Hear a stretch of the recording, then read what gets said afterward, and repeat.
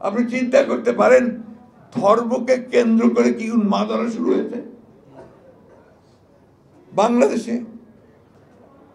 আমরা এটাই দেখতে চেয়েছি যে 3 মাস হয়নি, এখনই রাস্তায় রাস্তায় লড়াই শুরু হয়েছে। 3 মাসও যায়নি, এখন একজন আরেকজনের বুকে রক্ত ঝরাচ্ছে।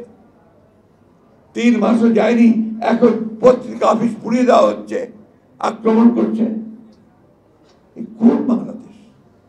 আমরা কি 5 তারিখের আগেই বাংলাদেশকে চিনতাম? তাহলে আজকে কেন ওই ভয়াবহ বিভাজ্যতা, আজকে কেন এই ভয়াবহ হিংসা, আজকে কেন এই ভয়াবহ অস্থিরতা? কোথায় সমস্যাটা? কোথায়? আমি প্রশ্ন আপনাদের সামনে এই জন্য তুলছি যে আপনারা এখানে এই সমাজের শ্রেষ্ঠ লোকগুলো বসে আছেন।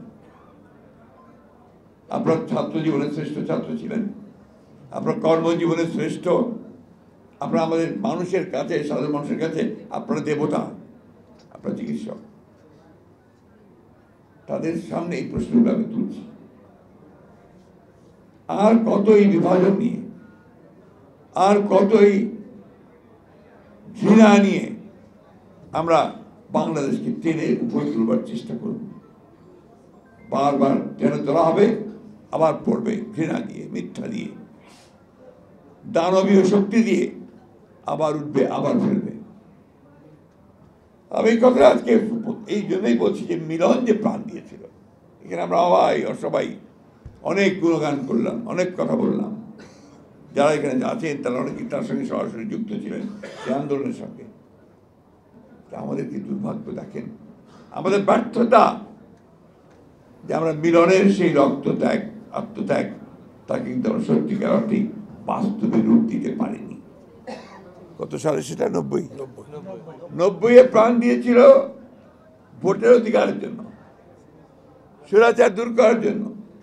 আর আজকে এই 24-এ আবারও আমাকে ওই ভোটের অধিকারের জন্য চিৎকার করতে হচ্ছে। ভোটে না আইরনি। কোন জাতি আমরা? কোন জাতি? এই কথাগুলোকে আপনারা কখন নিজেকে জিজ্ঞেস করেন? এবার তো সুযোগ এসেছিল সবাই মিলে একসাথে একজোট হয়ে আমরা একটা পরিবর্তন নিয়ে আসি। ছেলেরাও ছিল সামনে, আমরাও ছিলাম, সবাই মিলে আমাদের পরিবর্তনটা আনার কাজটা করতে পারি। 3টে মাস হয়নি এখনো। এই 3টে মাসের মধ্যেই আমাদের সেই আসল চেহারা বেরিয়ে আসতে শুরু করেছে। এইরকম চেহারা নিয়ে কোনোদিনই সাফল্য অর্জন করা যায় না। যতই বড় বড় কথা বলি, যতই লম্বা লম্বা বক্তৃতা করি, বিশ্বকে এক করার চেষ্টা করি, হয় না। আমার নিজের ঘরেই যদি আপনার সেই বিভাজন থেকে যায়, বিভেদ থেকে যায়, আমি সেটা কখনোই ঠিক করতে পারবো না।